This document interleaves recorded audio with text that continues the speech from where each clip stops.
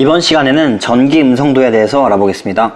전기 음성도의 개념을 한번 봐보면은 공유결합을 형성한 두 원자가 공유 전자쌍을 끌어당기는 힘의 크기예요. 그래서 전자를 끌어당기는 힘의 크기를 좀 상대적으로 나타낸 값이다 라는 거죠. 그림에 지금 수소와 플루오린이 있는데 여기서 같이 전자를 두 개를 같이 공유를 하고 있겠죠. 그런데 플루오린 같은 경우가 전기 음성도가 더 높아요. 그래서 공유결합하고 있는 전자를 끌어당긴 힘의 크기가 더 센 거죠. 그래서 전자는 조금 이 플루오린 쪽에 가 있다라는 거예요. 그래서 이 플루오린 같은 경우는 전자를 좀 더 가까이 갖고 있기 때문에 부분적으로 마이너스 전하를 띠고, 수소는 전자가 비교적으로 멀리 떨어져 있기 때문에 플러스 전하를 띱니다.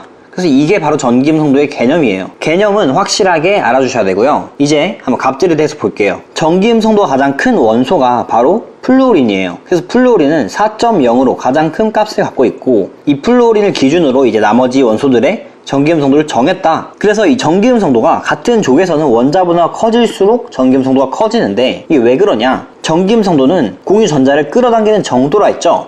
그래서 일단 첫 번째로 유효 핵전화가 크다면 전기음성도가 클 수밖에 없어요. 핵전화가 커지니까 마이너스 땡기는 플러스가 더 커진 거죠. 그래서 유효 핵전화가 커지면 전자를 더 잘 땡기니까 전기음성도가 커진다. 그리고 두 번째로 원자 반지름도 감소하죠. 원자 반지름이 감소하게 되면은 공유 전자쌍에 좀 더 원자 핵이 가까워져요. 그쵸? 그래서 이 유효 핵전화도 증가하고 원자 반지름도 감소하기 때문에 전기음성도는 커질 수밖에 없다라는 거예요. 그럼 이제 같은 족에서 어떻게 되는지 한번 볼게요. 같은 족에서는 플루오린 쪽으로 올수록 전기음성도가 커져요. 이건 왜 그러냐면은 지금 밑으로 내려가면 내려갈수록 원자 반지름이 커지죠. 전자 껍질이 더 생겨서 원자 반지름이 계속 커지니까 원자 핵이 전자로부터 멀어지니까 이런 식으로 전기음성도가 쭉쭉 내려가는 거예요. 그래서 이런 식으로 알아주면 되고, 또 추가적으로 여기에 보면은 18쪽은 없어요. 18쪽은 왜 없냐? 18쪽 같은 경우는 전자를 공유할 필요가 없죠. 전자를 아예 공유하지 않으니까 전기음성도 잴 수 없는 거죠.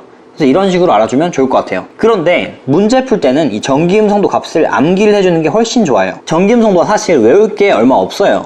왜냐면은 수소는 2.1이고, 그리고 플루오린이 4.0이고, Cl, 염소는 3.0이고, 나트륨은 0.9, 마그네슘은 1.2, 이 정도만 외워주면 돼요. 왜냐면 플루오린에서 같은 주기에서 계속 마이너스 0.5씩 변화한다는 특징이 있기 때문인데요. 그래서 우리가 외울 때는 일단 수소 외워줘야 되고, 그리고 나트륨, 마그네슘, 그 다음 플루오린 4.0, 염소 3.0, 이 정도만 외워주고, 그 다음으로 이 주기에서는 같은 주기에서는 0.5씩 감소한다, 이것만 외워주면은 다 외운 거예요. 그래서 이 정도는 암기를 해주면은 어려운 문제를 풀 때도 굉장히 쉽게 문제를 풀 수 있으니까 꼭 암기를 해주는 거를 추천드릴게요. 그래서 밑에 전기음성도의 크기는 어떻게 변한다? 1번 원자의 크기가 작을수록 커진다. 그리고 2번 원자 핵의 전하량이 커질수록 커진다. 그래서 이런 식으로 정리를 해봤고요. 오늘 영상은 여기까지고, 영상이 유익하셨다면 구독 눌러주시고 좋아요 눌러주시면 감사하겠습니다.